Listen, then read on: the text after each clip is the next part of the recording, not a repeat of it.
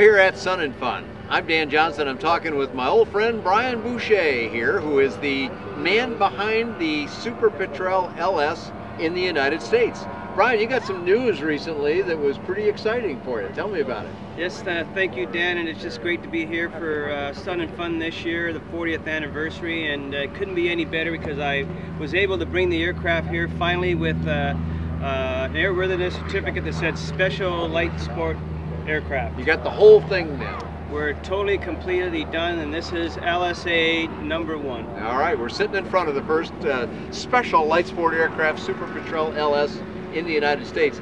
And you've had some interest in this all along, but you kind of had to hold people off a little bit until you got that done. And it's companies in Brazil, so the FAA had to travel to Brazil to look things over.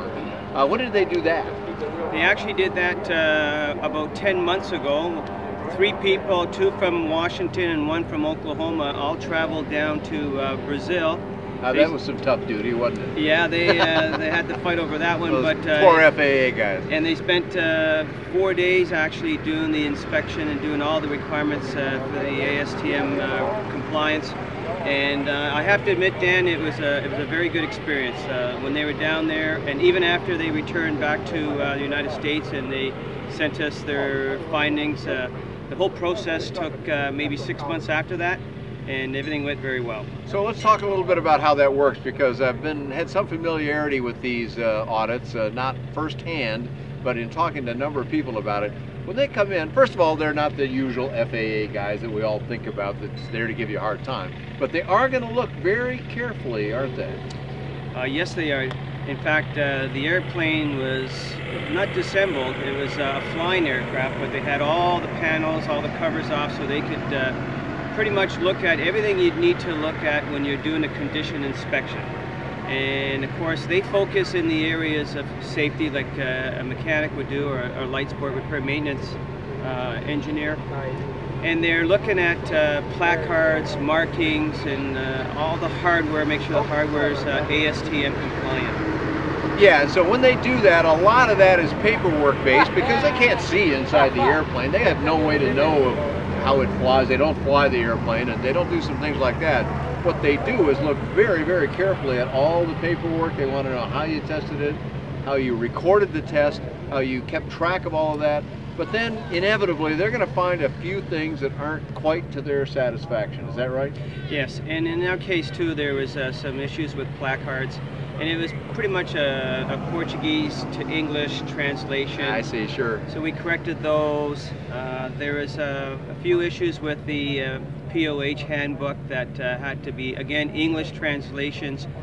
And also with the weight and balance. The weight and balance, we needed to work on the weight and balance to make it more user-friendly for the buyer up here in the US of A. So that they can actually go through and fill out their form correctly. Yes, it was a little bit difficult for them there, but we corrected all that. We had, I think, in the order of 15 to 20 findings, just paperwork findings pretty much, and we did change. So then you go tick down the list and you take finding #1 and you go fix it. Is that the idea? Exactly, we fix it and then we send it off to them, and they agree to it, or they don't agree to it, or they send us back a letter saying we want you to change it to this or correct it to this, until we're all happy. And so it's a bit of give and take then after that initial inspection on site. Yes.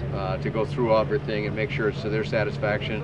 And then you heard that, this was a couple of months ago, you heard that, yep, things were looking good, but you still weren't quite ready because you had to have a man again come out, this time in the United States, and he did that fairly recently, and you got your clean bill of health. That's right. So we have the folks from Washington and Oklahoma. They went down to Brazil. They found some findings, and then we corrected the findings, and once that was all completed, they sent us a letter from Washington saying that they were satisfied. And then the next step was to make contact with the MIDO office, that's the Manufacturer Import District office, which was located right here in Orlando, Florida. Made contact with them, and they quickly, together, both of us organized a time where 2 of their safety inspectors came out to have that final look at the aircraft. So there's a lot of folks, Brian, that hear, oh, well, these airplanes meet some standard, and the industry wrote the standard, and nobody looks at them that carefully, and it's not that big a deal. If you really want a proper airplane, you got to get a fully certified airplane. But the truth of the matter is they look pretty close at this stuff, didn't they? They sure did. In fact, you know, the gentleman that came from Oklahoma, he knows airplanes extremely well, and he looked over this aircraft very, very closely and was quite happy with what he saw. So it's quite an accomplishment. Kudos to the folks at Edra Aeronáutica in Brazil, where this all happens. But I'm guessing they were very happy to have someone as knowledgeable as you and who has a command of the language that they wanted in English to assist the effort. Did you go down to Brazil as well to do that, Brian? Yes, I was actually with them, picked them up, met them at the airport in São Paulo, and then we all drove over and pretty much did the inspection together. While they were looking at the documentation that's required, I actually went flying with their chief pilot and became familiar with the aircraft. So I was able to fly 4 or 5 hours and really put the aircraft through its pace. So it made me feel comfortable to come back to the United States and pass on what they taught me down there at the factory. Cool. So, well, that's a great segue, Brian. Let's talk a little bit about how this guy flies. Some people look at it and kind of go, gee, a seaplane with a bi-wing configuration. That seems like old and new stuck together, but it seems to work. Tell me more. Well, it does work. In fact, we're not the first ones that have a biplane. In fact, the Beechcraft stagger wing, when I was a kid growing up in Canada, there was a Shell Canada had a Beechcraft stagger wing. Is that right? Yes. Okay. A beautiful airplane. I never did have an opportunity to fly, but they said they loved flying the aircraft. So it was a new experience for myself. But I find the aircraft is extremely stable in the air, especially with there's some daytime heating, some conductivity coming up. It doesn't seem to want to bounce around as much as a normal wing. Well, it benefits a little bit from a relatively short span, but having a lot of wing area thanks to having 2 wings. I mean, what is the span of the upper wing is the longer wing I can see as I'm looking out here toward it.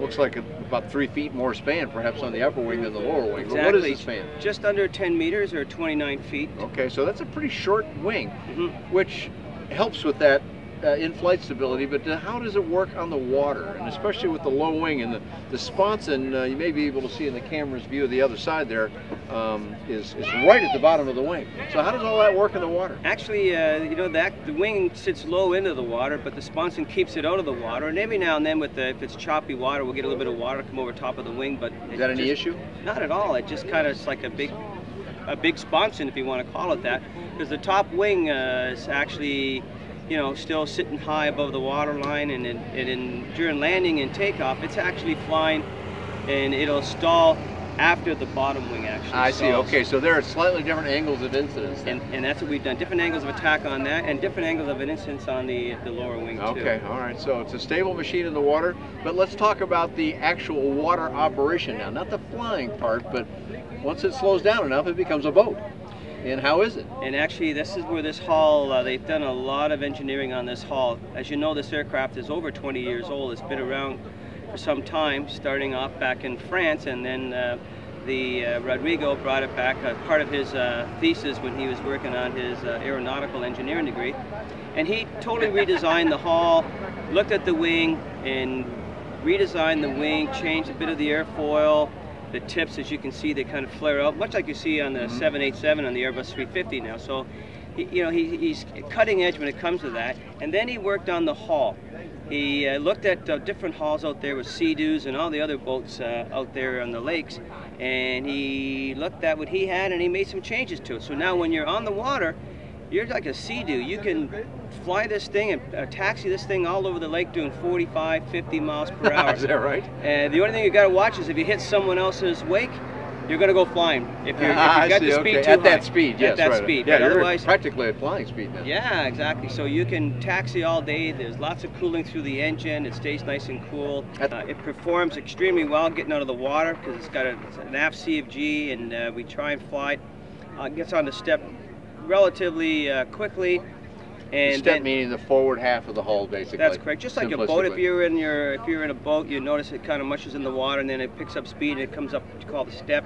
And then when it reaches the step, it starts to pick up enough speed. There's enough air coming over the wings, and the wings start flying and we go airborne. So what's a typical water run? Usually expressed in not distance because it's hard to measure on the water, but measured in time. What's a typical water run on this? You know, as we all know, it's all based on the type of water, salt water, fresh water, chop on the water, temperature, density, altitude, all that kind of good thing.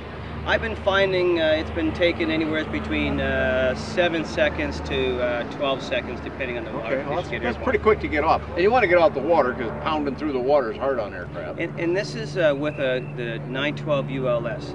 If you put the 914 turbocharged engine in, then it's Is that an option for people? Yes, Can it they is. choose that? Okay. And then it's 6 to 8 seconds. It's relatively quick. It's very nice. Well, I see you wearing a 912 IS hat, and we heard some news about a new 912 IS Sport here at Sun and Fun this year that's going to give a little extra torque. That might make a nice option too, huh? In fact, we are very excited about that. And 2 aircraft that are scheduled, MSN 325, I believe, and MSN 326, which are scheduled to come up in the month of June.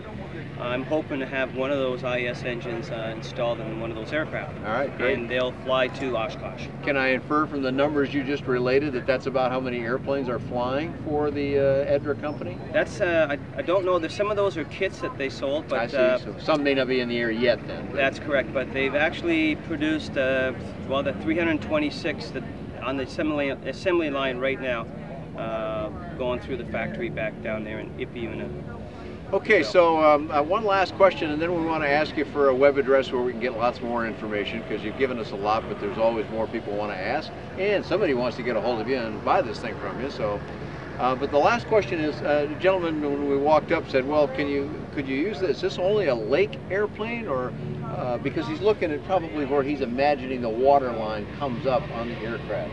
Can you show me about where the water typically comes up when you're just say still in the water without moving? It comes up to about here, about 4 to 6 inches up from the... Okay, so you still got another foot before you get into the cockpit. There's never been any issues. I mean, if you were in the water with the doors open and a big boat came by, like in any boat, and but if water comes inside, it just goes down to the hull like a normal boat, and it's got an automatic bilge pump, it just pumps it out. Okay. So it can't and you hurt do anything. operate with the doors closed, so the water can't even get in if it splashes, for example. No, exactly. It's just going to splash off the window.